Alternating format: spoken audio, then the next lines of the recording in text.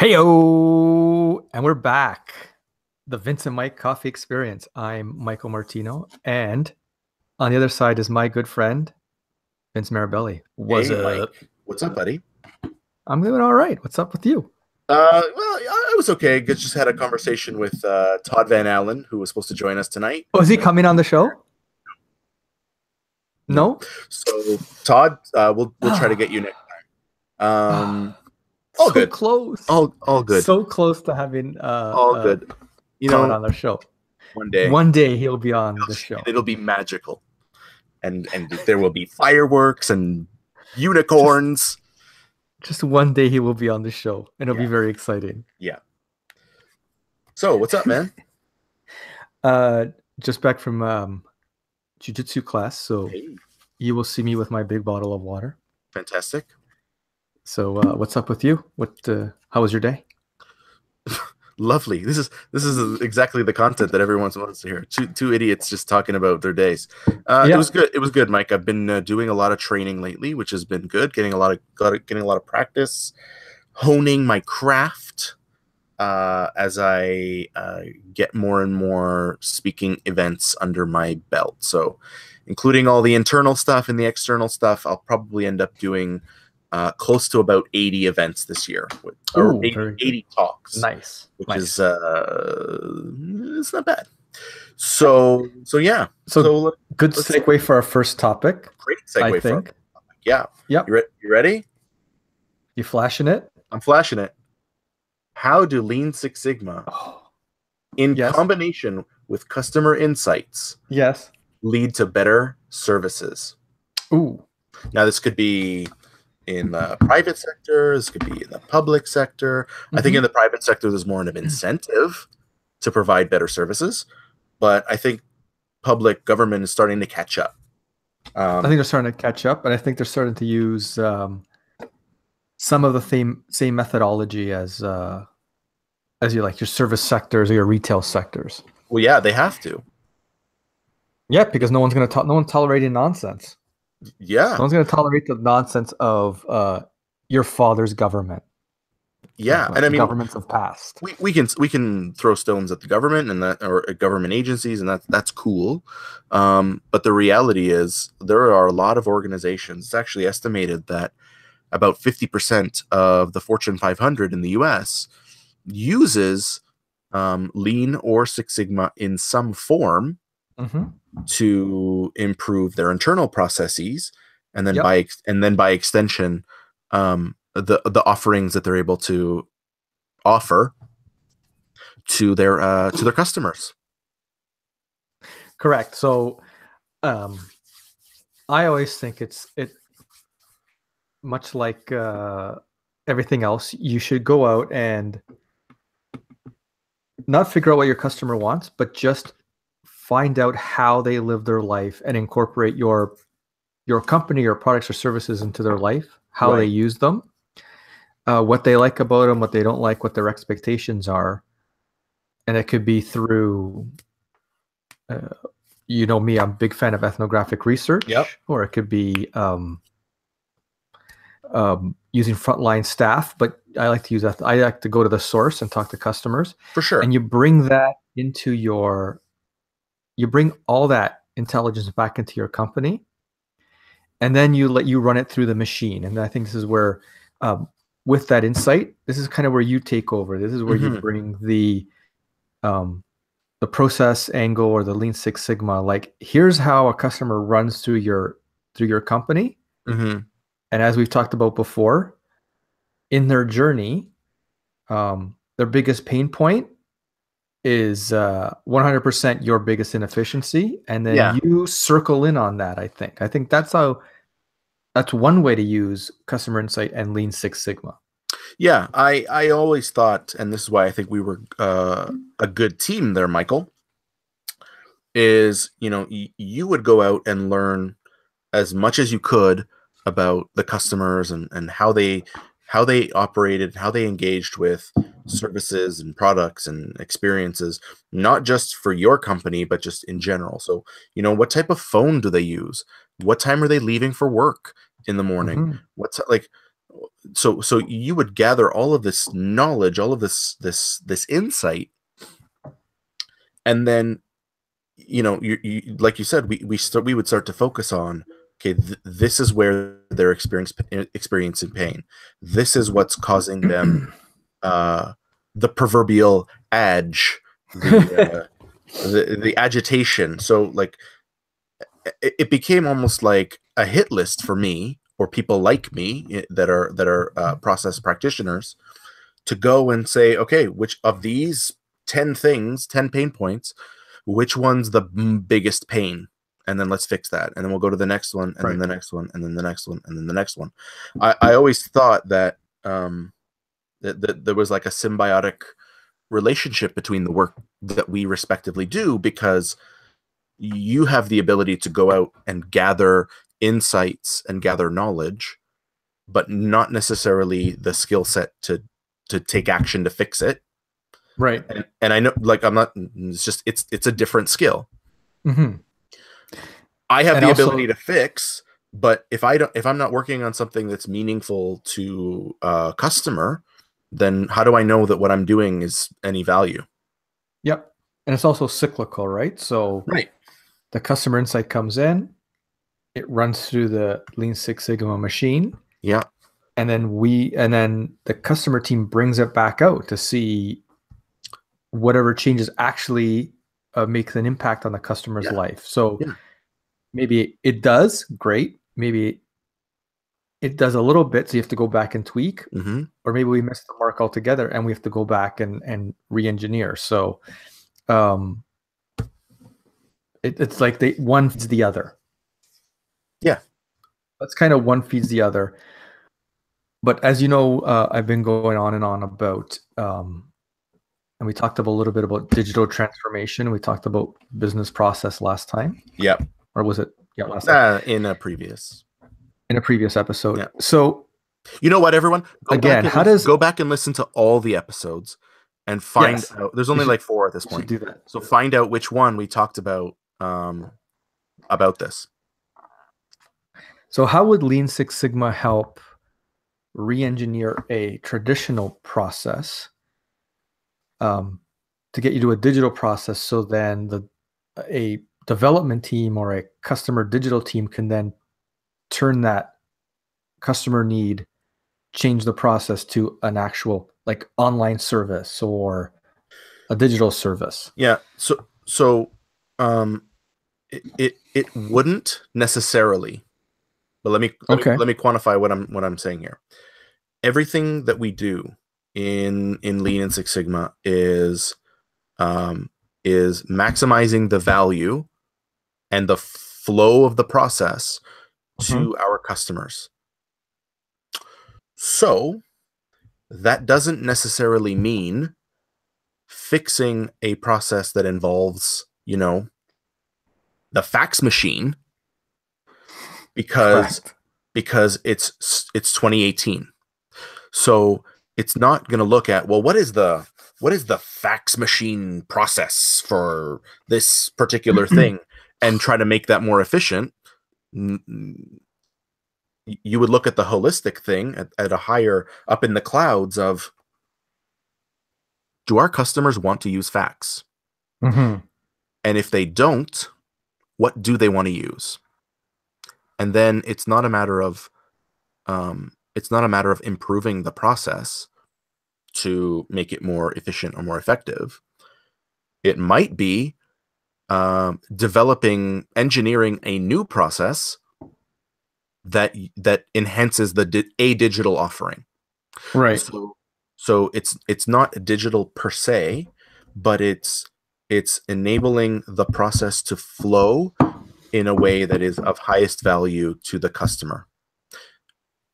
It just so happens that when you've got a customer doing self-service through a digital channel, it also means that there's probably less work for your staff to do.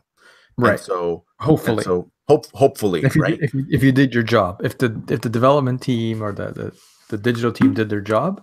Yeah. So it's not. I mean, like, and this is from what I've seen of Lean Six Sigma practitioners. This is not a common this is not a common approach. The common approach is to fix and optimize what exists, to improve what's there. But you can't ignore the practicality of asking that fundamental question: is what we do offer value? Is this process as it exists today offer value? Like, you can shine some poop, but it's still poop. You know what I mean? Yes. I kept it clean, Mike. Yes. You know, so all right. I was gonna say that I'll keep it classy. Keep it classy, man. So yeah, I mean, that's sort of how I approach process improvement from a holistic, like, what makes sense.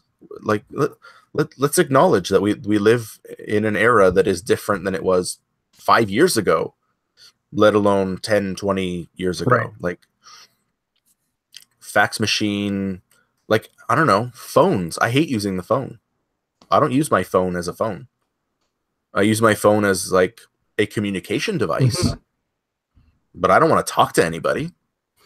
So if you have a lean Six Sigma practice, yeah, how would you and you're giving some company some advice, how would you actually get them to, you have all this customer insight, like how would you use that in the Lean Six Sigma approach?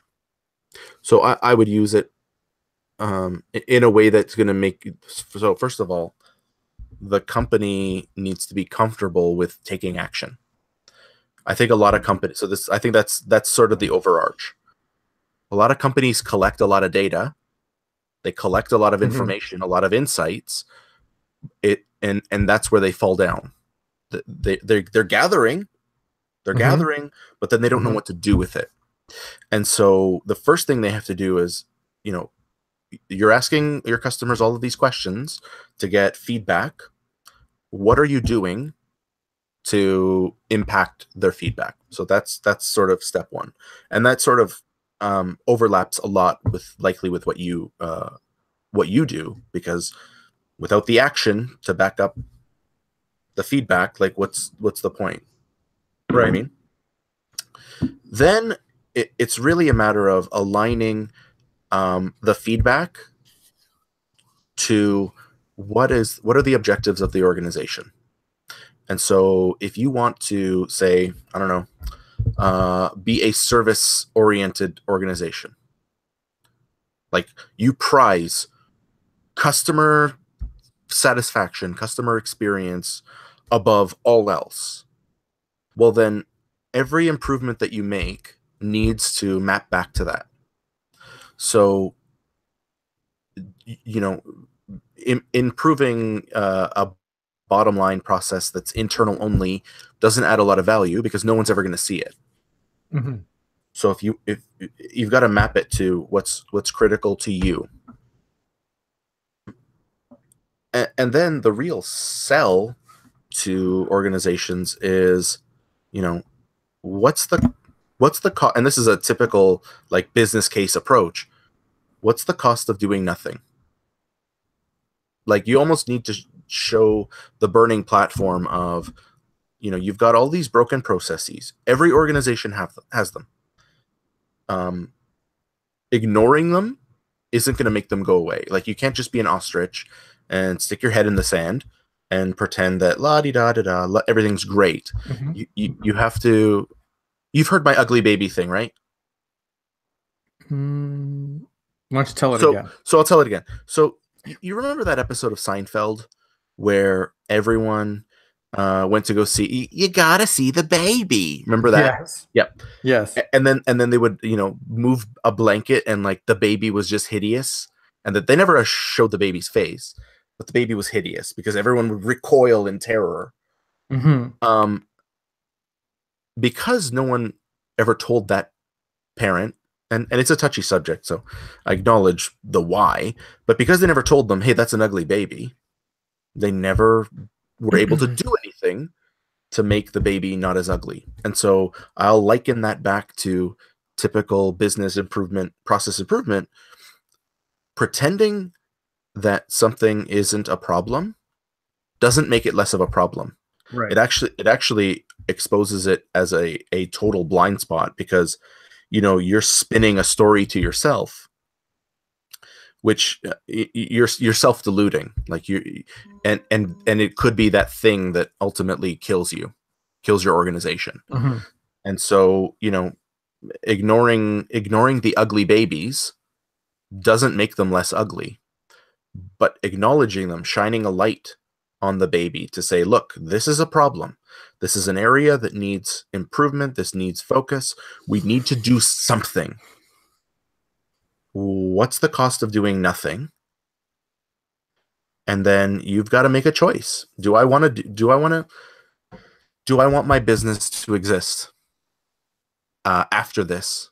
Because I'm making a choice today, and it's dramatic, but it's not wrong. I'm making a choice. Do I want my company to thrive or to shrivel?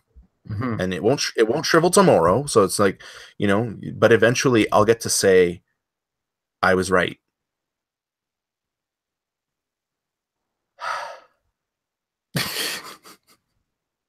Does that answer? Is that what you were looking Yes, for? that's what I was All right. looking for. Tremendous. Good stuff. All right. Do you have our next topic? I do. This one's a little bit. This is something I think I know I've been fascinated by in the last few years, but a year and a half, 2 years. It's something we've talked about, and we've actually developed an approach. But let's just talk at the higher level. What are your thoughts on design thinking? Ooh.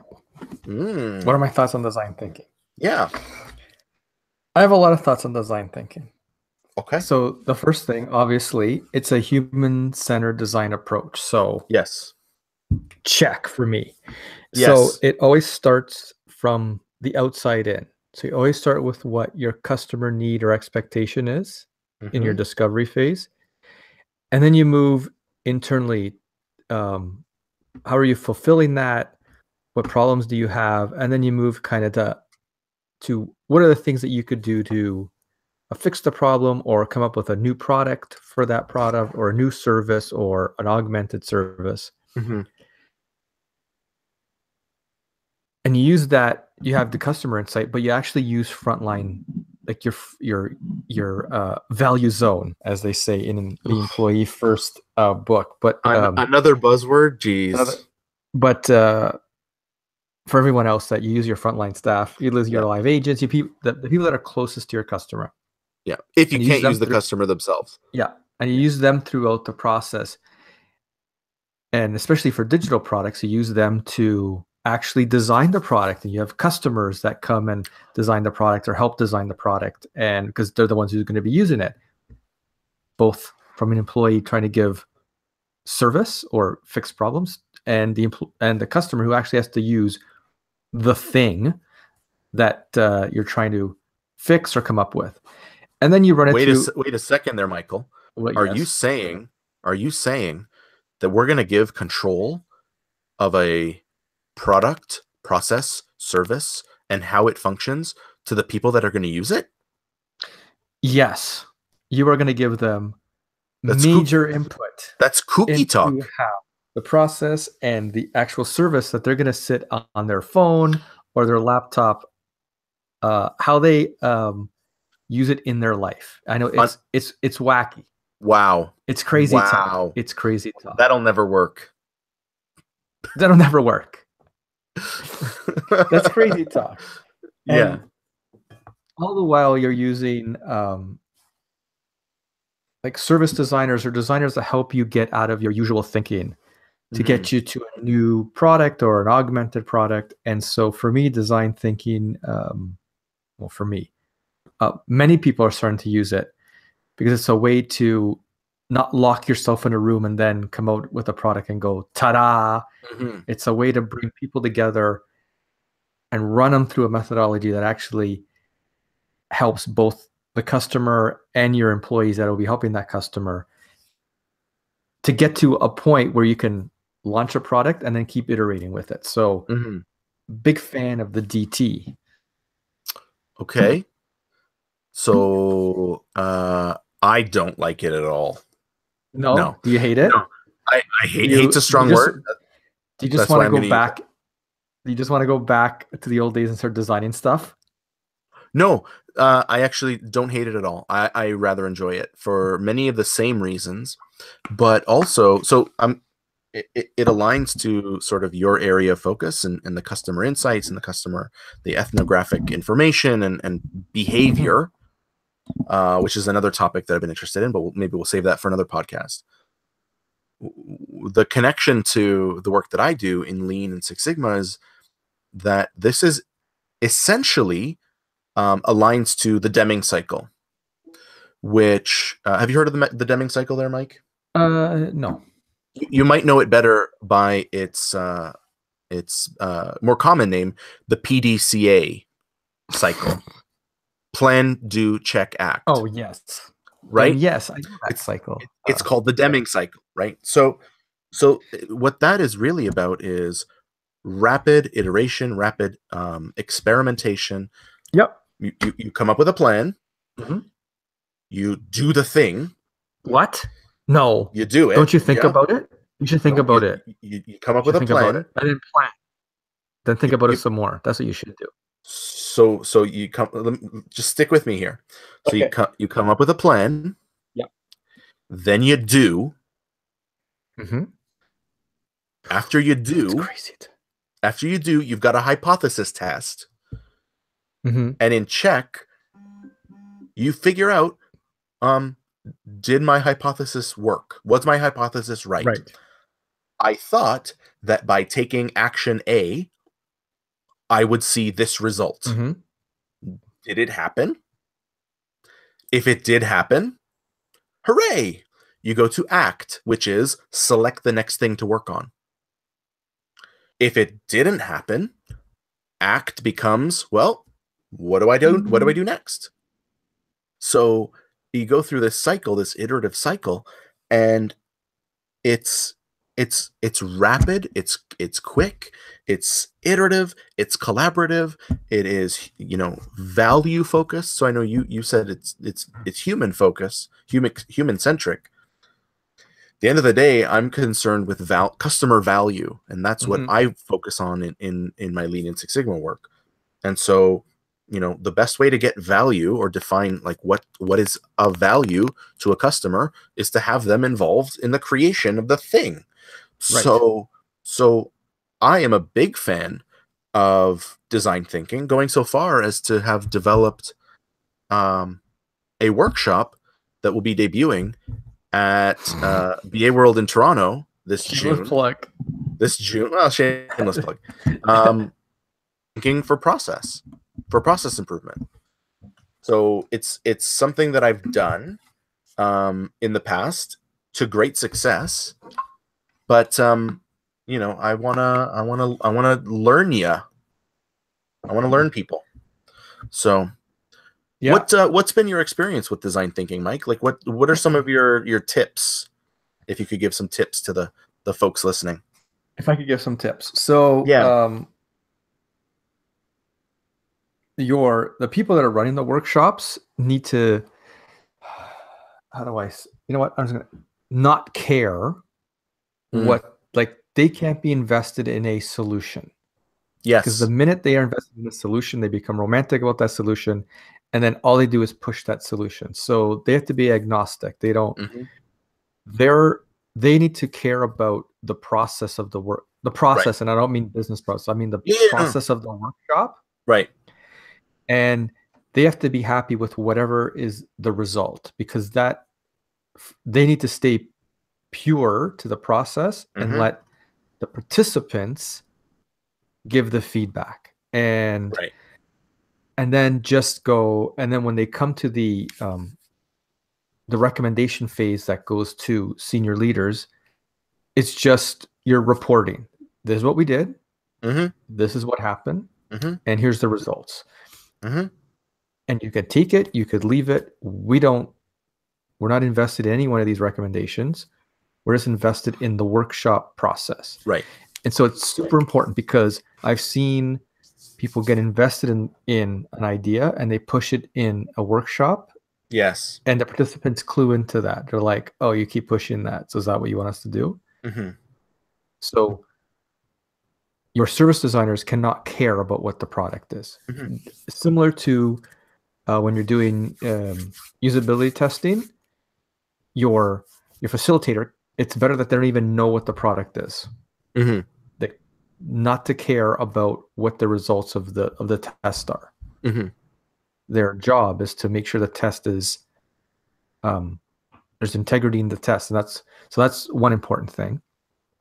And another thing is to be dogmatic about not allowing people to jump higher ups, jump to a set of conclusions before the workshops have run their course. So until their employees and customers have had input, that's when you can then go, here's like the 3 things we can do, instead of, why don't we just write 3 things down and then you can run your workshop. It Mm-hmm. doesn't work like that. Mm-hmm. Like if you're going to do that, then you might as well not use design thinking. Mm-hmm. So you need to let the process play out. So I think Mm-hmm. that's some tips. Don't Yeah. jump the process Yeah. of design thinking. And that aligns well to, you know, the work that I do, where I'm as a Lean Six Sigma Master Black Belt. I don't need to know anything about your business to help you. Mm-hmm. I'm not an expert in your domain, in your business, in your industry. What I'm an expert in is in the tools of the discipline. Yes. And so I can facilitate anything. You're going to give me the answers that I need.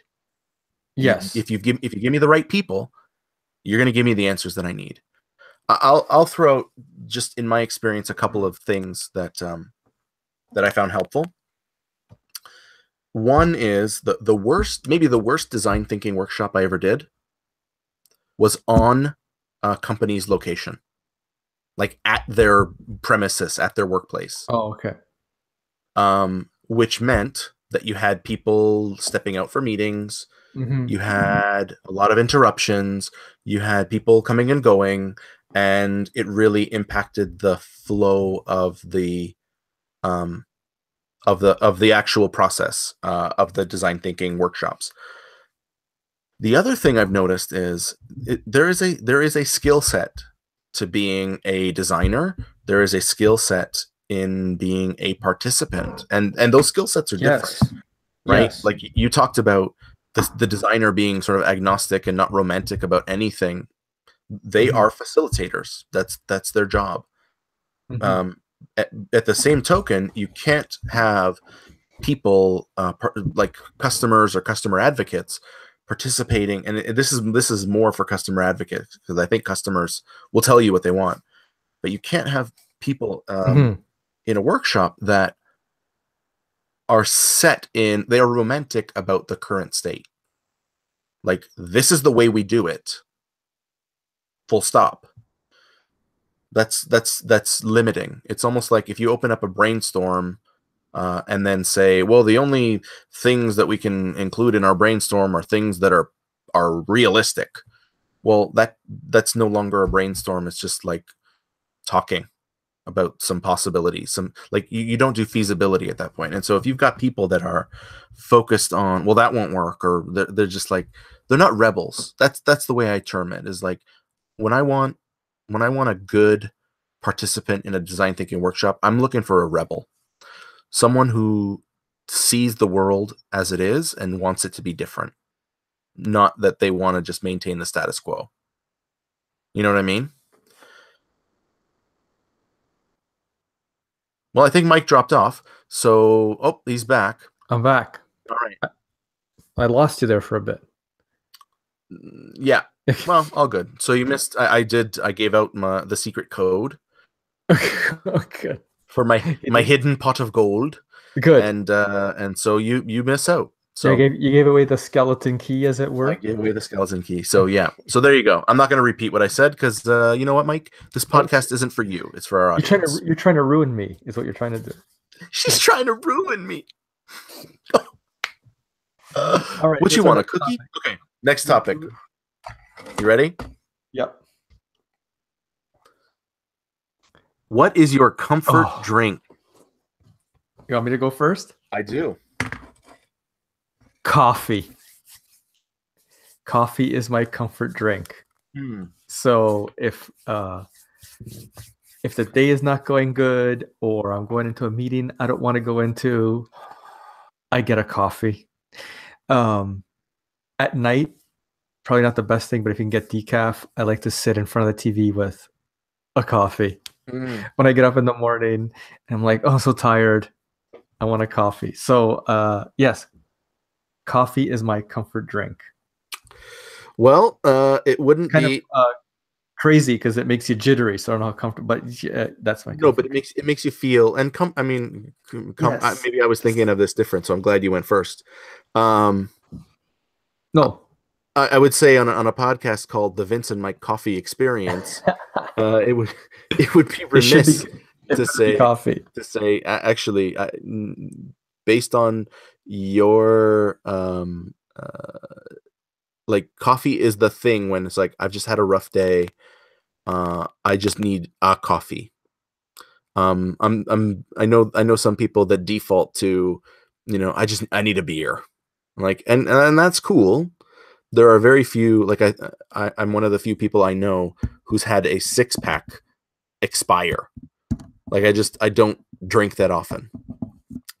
But I would say for me, it's also coffee, just because it's accessible, it's quick, and it just helps sort of set me straight on what I need to do. And I too now I used to have a problem with coffee, so it wasn't always coffee. But like at one point, I was drinking mugs of espresso 9 o'clock at night, and then going to sleep a couple hours later with no difficulty. And so I really had a problem. I'm not there anymore, but coffee is the thing that I probably default to. So I also have to say coffee. A bit lame that we both said coffee. But there you go. Well, I think you've dropped off again, Mike, so I'm just going to close it out here with our question of the week. So we are posing this question to you this week, and it comes out of Spontaneity from the She's Trying to Destroy Me, which is a famous Chris Rock line from one of his comedy specials. So the question of the week is, what is the one-liner from comedy? And it could be a stand-up, it could be from Seinfeld, it could be The Simpsons. What is the one-liner from comedy that you probably use the most often? So for me, I'll answer the question first. It's either that one, He's Trying to Destroy Me, or same show, What You Want, a Cookie? Also, anything from Seinfeld or Simpsons. So that's my answer. But what is the thing from a comedy show, stand-up, TV show, Simpsons, Seinfeld, whatever, that you use then in day-to-day life? That is the question of the day, or question of the week. Woo, not of the day, because we're doing this once a week. So that's the question of the week. We'll see if Mike pops back on. Doesn't look like it's going to happen. If you want to reach out to the Vincent Mike Coffee Experience, you can get Mike Martino at Martino Mike on Twitter. You can also go to michaelmartino.ca on the interwebs. You can get me at Vince_Mirabelli on Twitter. You can find me on LinkedIn, and you can go to my website, vincentmirabelli.com. Mike, I'm doing the close. You're out, buddy. Oh my God. I don't know what's going on. It's all good. All right. So vincentmirabelli.com, check it out. You got questions, submit your answers to the question of the week. My question of the week was, what is the one-liner from comedy, and it could be a stand-up, could be from Seinfeld, Simpsons, whatever, that you use the most often in real life? That's the question of the week. So, for Mike Martino, I'm Vince Mirabelli, and we will see you on the next episode of the Vincent Mike Coffee Experience. See ya. Peace out.